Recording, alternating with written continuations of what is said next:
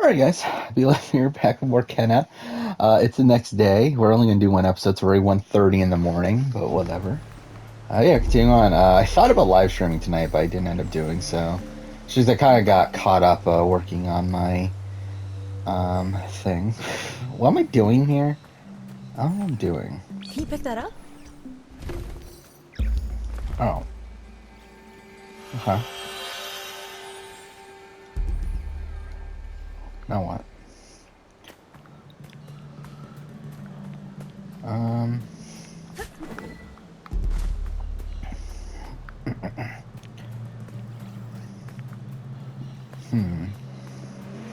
We just got up here, right?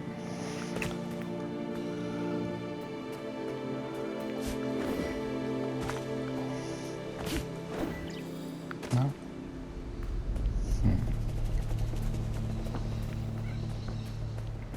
Saving.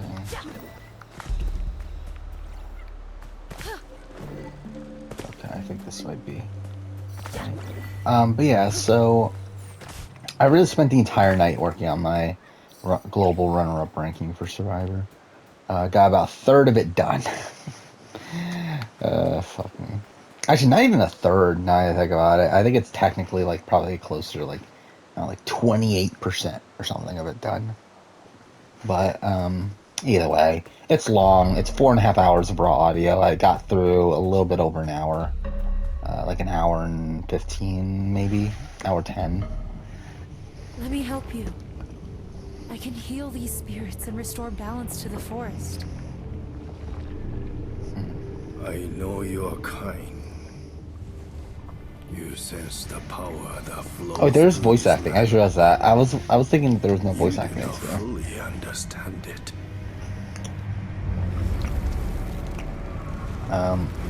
Also, since the last time I streamed, so this morning, the holiday sale for PlayStation started, and I did buy a new game. I did end up buying The Forgotten City, which is a game that's getting a lot of praise for its narrative. It looks interesting, so I decided to pick it up.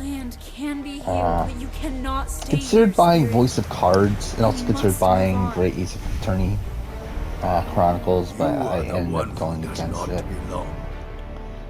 Ace Attorney because I haven't played any of the other games. I feel like it's just kind of weird that I'm going to spend $30 on this one.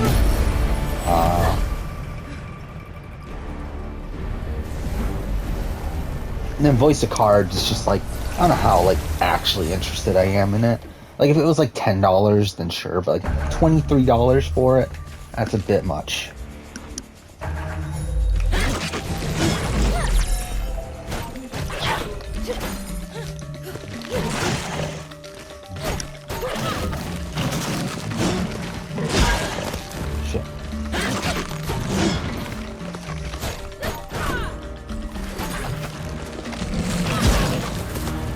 Also, throughout the day, I did watch a lot of things. I did watch The Matrix. Oh, fuck, this is bad.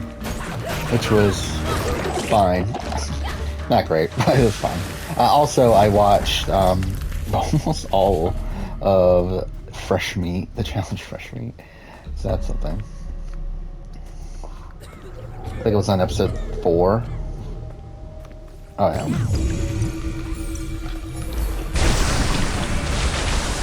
And got through the entire season, so that's another thing.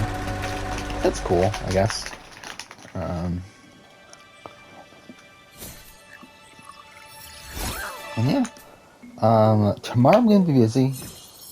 Tomorrow I'm gonna be busy before work. I work, and then after work I might stream. I'm not 100% yet. I'm thinking of like kind of like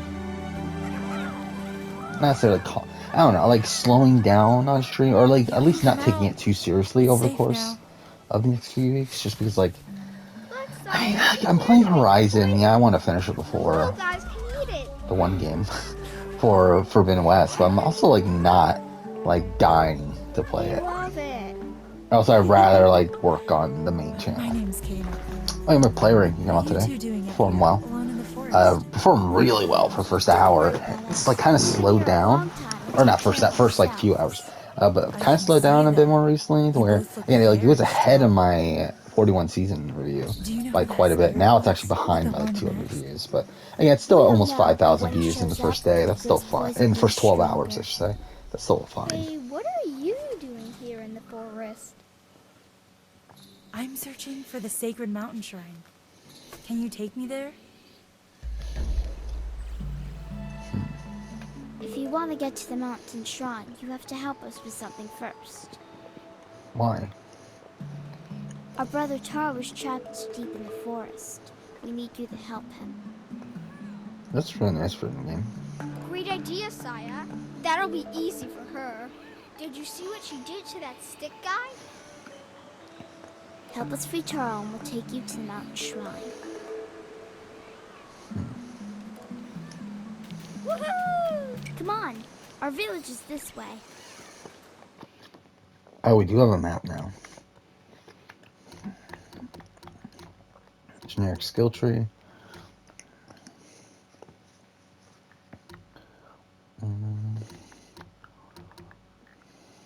Wall.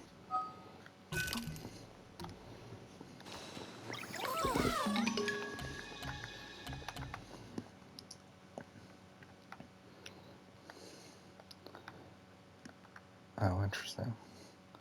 Oh, shit. Yeah,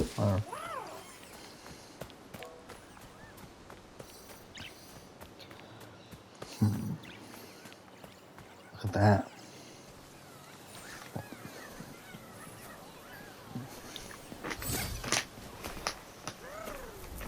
I did not, I forgot that the challenge reunion was tonight. I would have watched it, but I completely forgot about it.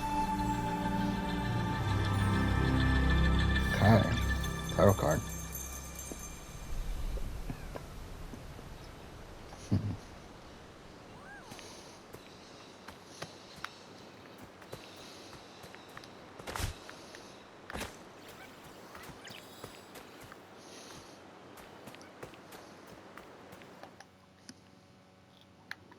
Okay.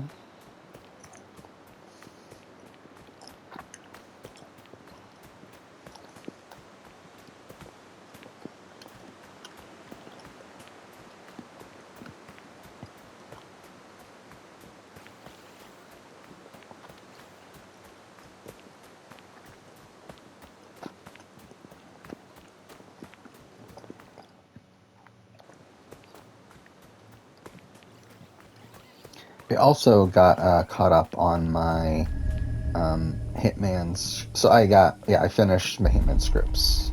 So I have 3 videos I'm ready to record right now. But I'm probably gonna hold off a bit because I'm gonna be pretty busy. Today for sure, or tomorrow, sorry, for sure. I don't know when. Like Friday, we'll see. Maybe I could do it Friday. And Saturday I'm gonna be busy. Sunday at work. So like, really, I might not be until next Monday. I get around to recording them.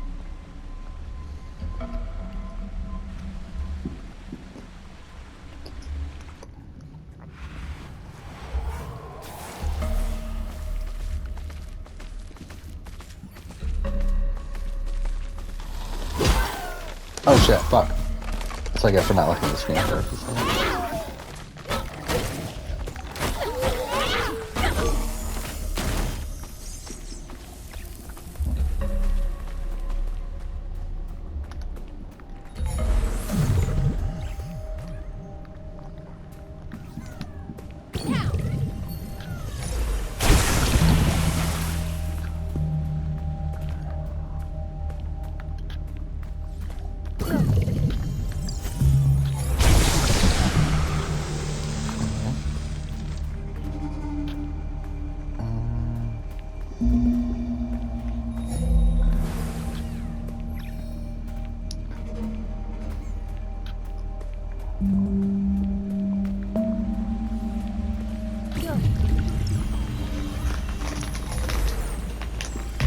Shit.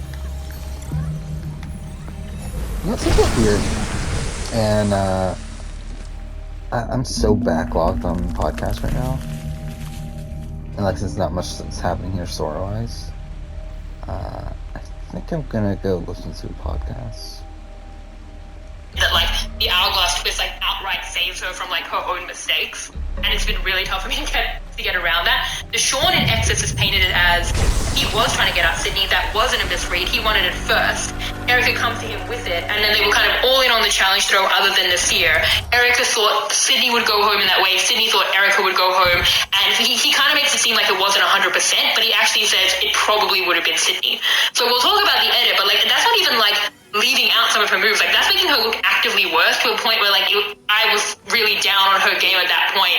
Not just kind of like being out of the loop on loop. But hold on. Can I just put it?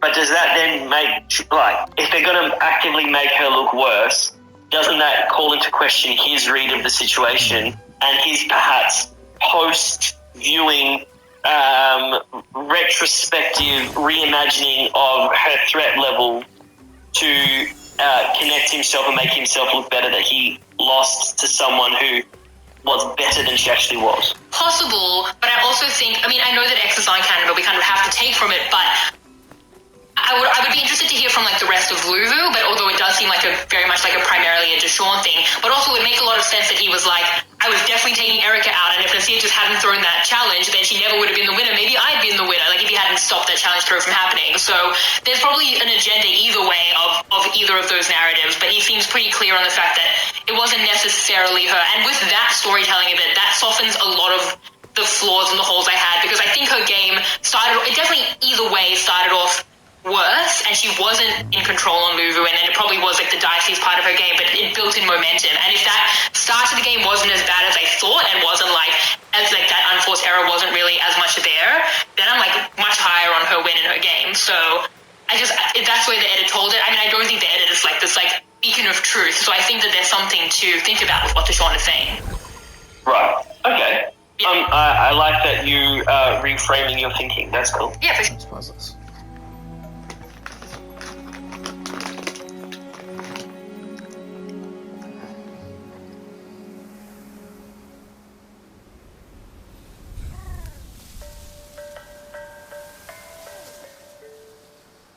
The rot seem quite fond of you. They're usually timid. Something tells me you did not come to our village looking for forest creatures. Hello, Spirit. I seek passage to the Sacred Mountain Shrine. Our village is bound to the shrine's energy, but that power faded long ago. Trapped spirits linger here, tangled in the tragedies of our past. You must help these spirits if you wish to reach the mountain shrine. On my way, I met two children. They asked me to help free a boy named Taro. I'm not surprised that Benny and Saya found you. They are clever children, and would do anything for their brother. We have always crafted wooden masks to honor those who have passed on. Placed here, the masks slowly turn to dust, aiding the spirit's journey into the next life. My father was a spirit guide. Our traditions are different, but he helped many spirits pass from this life to the next. So you know what happens to spirits unable to move on. Take Taro's mask. It is bound to his spirit, and will help you fulfill your promise to the children. Look after Benny and Saya. Their brother's fate will be difficult for them to understand.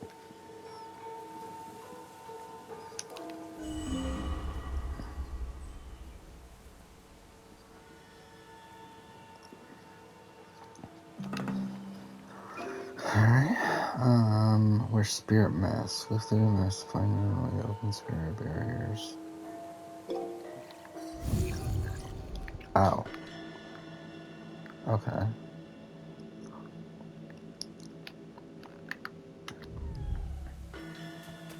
Wait. Can I not move when I'm in this mode? That's fucking dumb.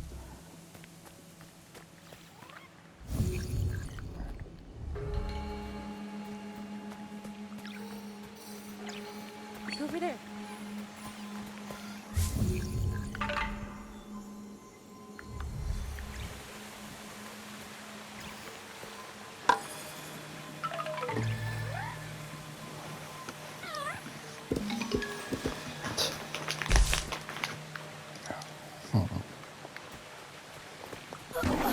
Oh, fuck.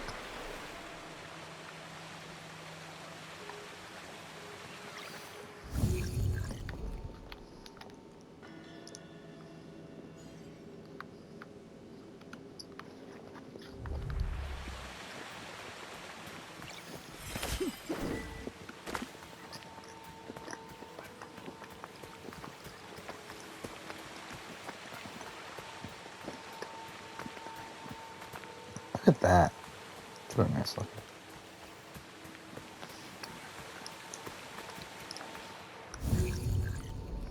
I still get what I'm doing.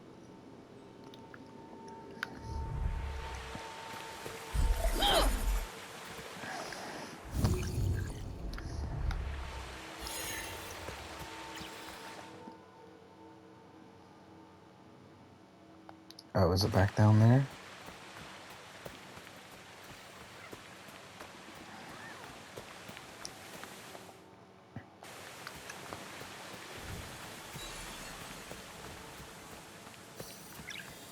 Oh, is it that?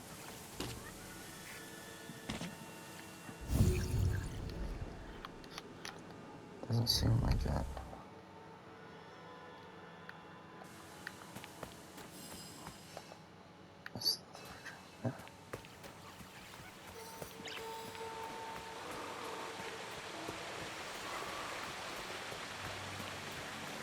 Oh, this thing. That's what it is.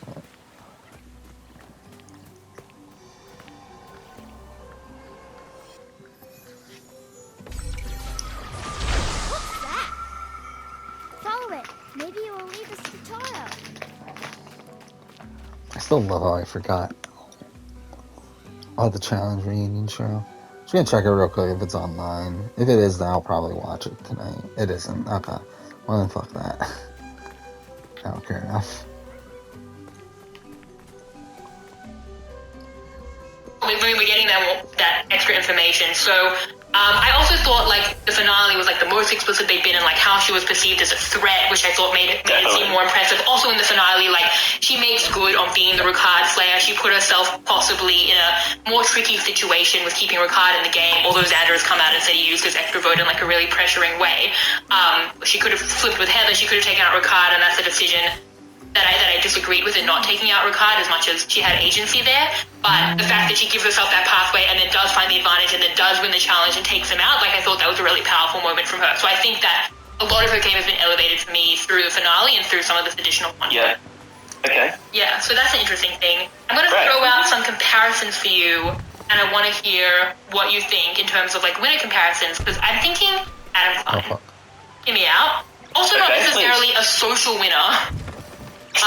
More maybe negative relationships, but then also definitely like some key relationships as Erica had. And I think it's that awareness being at the forefront is like Adam's biggest skill for me, and I think true of Erica as well. And for that, I would also say like Sandra and Heroes versus Villains, like all these players are like fans, super smart, not perfect games, but like really impressive players in their own right with like awareness at the forefront. I don't know about the Sandra comparison. But can I just go back to the Adam one? Mm-hmm. And I'm trying to go back to how I thought about Adam. And that aired in the interim between me having played the first time and watching it or something like that. Yeah, it would have been about the year that you played. It would have been pretty much exactly right after your season aired, I think. Yeah, so Adam had messaged me, because I'm friends with Adam and we'd spoken and we'd hung out and all that stuff, and he was messaging me as my season was airing, saying his season was coming up. That's right. Okay. Yeah. I was watching Millennials vs. Gen X I was like, oh, there's just no way this guy's going to win. Yeah. I was so down on his chances. Even going into final tribal council, I was like, oh God, is this like is this going to be a Hannah Like, I don't know. I think I had the complete wrong read to everyone else. I think he was like an edgy breaker.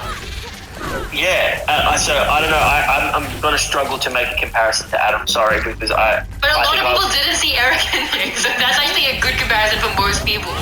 Right. Okay, but isn't that interesting then? That I have the inverse there. But not as much in their stories. I just think in like skills as a player, like being really smart. Like I think that like if we talk about like the pros of Erica's game. For me, and I said this on Twitter, like it's kind of a win for the thinkers. Like even in decisions that I disagreed with, and so much of the last few weeks were about like her decision and her being a middle player and her agency, she could always like articulate every viewpoint. She was clearly like highly considered about it, and I love that. Like for me, I don't like when I feel people aren't thinking about it and just kind of like wander into things where even in decisions I disagree with, like there was intentionality, it was purposeful, it was considered, and I really appreciate that. And I can't ever say to Adam, like Adam was always thinking. Like and same with Sandra, like and again, like the fact that Sandra can say like I don't know about that, like there's an awareness of game, there's an awareness of self, there's like perception being really key in that. And yeah, I just think like it's not necessarily like dominant strategic players in like an alpha game style. They're not necessarily running the vote or being in control, but they're also highly strategic in the way they think about things and how considered their positioning is and how considered where they sit at the end is. Like that positioning for me and how considered it is, that's where I see those ties. I think that Sandra does it much more by gut. I just feel like she's much more. I can see that. Yeah, I feel like she's much more. Yeah, it's much more instinctive. It's a bit more fast and loose. It's who she is as a person. I don't see the comparison there, to be honest. I'm warming more to the Adam one. The Adam Erica stuff that's very intellectual and it's very much based on like a deep understanding of the game and a love of the game. And they're both super fans, and it's just very much like in their head, and they're clearly like running the numbers all the time, and you can see that for both of them, I think. I think that the comparison that jumped to my mind, and it might just be a bit too obvious, is Pia. Yeah, I've seen that. Pia, to me, is a social player. Like, not in a way that she's not... Like, not in a way that she's the absence of something else. Like, she's an actively really social player. I think Pia and Erica's games differ so vastly for me in that Erica played a very short game. She didn't even go to Tribal Council pre-merge, like, she didn't have as much time to impress or, like, as much to maneuver. But then she does win in a format not made to her type. Pia, in the opposite way, has like the longest game where she has a lot to maneuver. She kind of loses it a bit at the end where her allies get voted out, whereas like Erica's always on the right side of the vote and kind of like always in on it. But Pia is playing in a game that's more to her playstyle. So there's pros and cons for both there, but I just see like Pia playing like such a long game in this kind of archetype and Erica playing like such a short game. Pros and cons for sure, but just very different for me to kind of make sense of those game styles. But in terms of as a player, Pia's obviously also very smart, very aware. I just see more of that like active social stuff that we're hearing Erica didn't have as much. Cool. Yeah, I co-sign that. Yeah. To talk more about the pros that Erica had, I feel like it's very refreshing to have like such an intentional middle strategy. Because I do feel it was very intentional, and I feel like that's a really hard line to walk. Like, it's not so hard to push to the front, and it's easy to fall to the back, but like to be so consciously in the middle, I think it is really great. I think the specifically strong relationship that she had with someone like Heather and Ricard, that does speak to that social game. And just really that game sense for me, those are the highs. So I definitely see that highly, and I definitely would also back Erica, I think, in a returning season. Because I think that she has those raw skills for the game. She's obviously super smart. She won a couple of challenges, was kind of always in with the challenges. And also she'll be like underestimated again, I feel. Yeah, yes. That's where the Sandra comparison really sinks to me. That's true, yeah. Yeah. Did you think that her relationship with Ricard was as prominent as the finale made it out to be? Or is that something that just got lost in my binge? But I was like, really? Like... No, so I think it was prominent, but I think it was missed in the edit, and that's why I talk about like how dissociating it was that so much was missed in the edit. One of the major things that I think would have really bumped up her edit was if we saw how much she and Ricard were kind of running things together. I think we saw it solely as like Ricard getting the numbers together and him making the moves, and I do think he was at the forefront of that stuff. But had we seen a little bit more about how key that relationship had been and probably how smart and strategic they were kind of being together, which Ricard is backed up in exits and everything like that, and which he clearly felt in that final tribal council, I think that would have been really key to see for the narrative, and I think that would have really added to Erica's story. But yeah, why wouldn't they have done that? Because then it would have been like what they tried to do between Shan and Ricard, where they were like a pair that he then took out the pair to his partner. Why did they not do that more that for she her. slayed him, and that's a little ruthless too. I don't know. There's so many Maybe question that marks is what in you the were edit. saying about the the editing of women there. That it's easy to do it. Yeah, that's the thing is that to me is a big miss. Not seeing her and Heather form a relationship that ends up being one of the most important duos in the game. To talk about the commentary of Erica and Heather, no one knew that they were a duo, and then around the time of the Tiffany vote, I remember saying on the podcast, Erica and Heather must be a duo because Heather went to Erica first at the live tribal. I have to surmise that, and then only in the next episode, double tribal council, where they're yeah, we're a pair. It's okay, well, good to know, because in a month they're going to be two of the final four and one's going to win. That to me is the biggest miss in the edit, and there's some other stuff, but That is how so could you true. not? That is How so could you not true. show Now up that you that say- bond? Yeah, now that you say that about how is that when she said, "Can I get up?" and she clapped her hands and got up? Yep. Mm-hmm. Okay, I love that from Heather. I love that because to me that was just pure joy. She was in this crazy trouble game. She was so excited to get up and do it, and that's why when you see people online who are "Oh, people get out of their chair too much," it's yes, I get all that, but look how much fun they're having. There is nothing better than watching people have fun playing Survivor.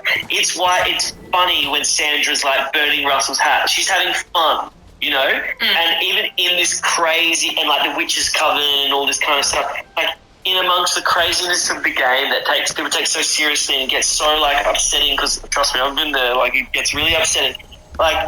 The fact that when people are having fun, and I don't think I'll ever forget that Heather going great and clapping her hands as she stood up, because it's so misguided and it looked like it's a bit awkward and not going to make sense. But how do you stop yourself when you're playing Survivor? And what was I doing the other day? I was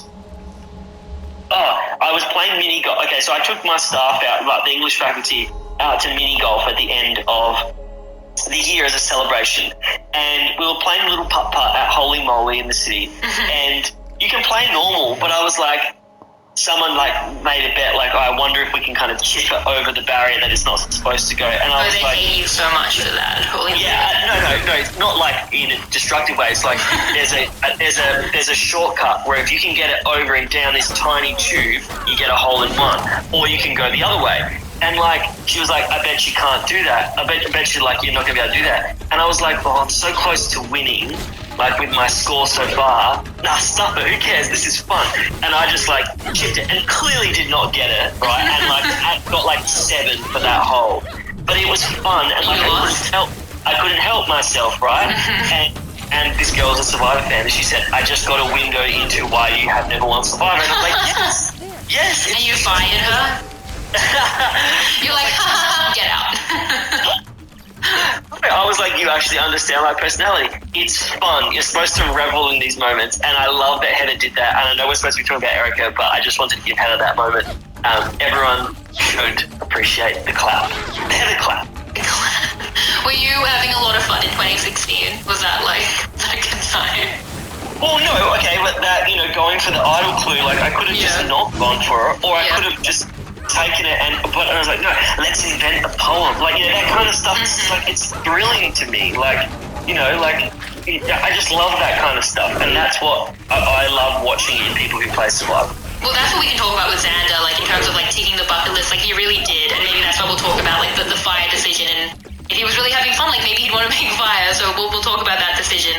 But I guess we should get into the edit, because as we're saying, you're saying where's that Ricardo stuff coming from, and that's not you missing out on the conversation. We did not see that, didn't hear about that. That wasn't a part of it for me until the finale. So that's a really big omission for me. And it's hard for me as well, because I look at the cons of Erica's game, and a lot of them are being redefined for me now, because the Luvu stuff, as I said, the hourglass stuff, how much is that on her? How much is that being misrepresented to us? It's a really tough one. And then decisions that I disagreed with her down the stretch, because you weren't part of it, but I disagreed with at the final 7, for example, even early merge, and she could flip. And I still probably do disagree with it. I think that she gave herself possibly something of a narrow path, and had to take out Ricard, and had to execute, and did execute on somewhat of a difficult path. But for me, a lot of it was based on this perception of her as not necessarily going to get that jury kudos, and maybe that's on me for being a pessimist and not thinking that a modern US Survivor jury is going to really value that type of game, or maybe that is on the edit as well. But other than I think Shan a couple of times as the protagonist telling us Erica was a threat, I don't really feel like I got that perception. So I am really trying to like reconcile how I viewed the whole season without fully rewatching it, and like Erica's game within that, and like all the parts of that. So we'll talk about the edit now, but yeah, for me, I've been like going on a journey with it over the last like 2 to 3 days.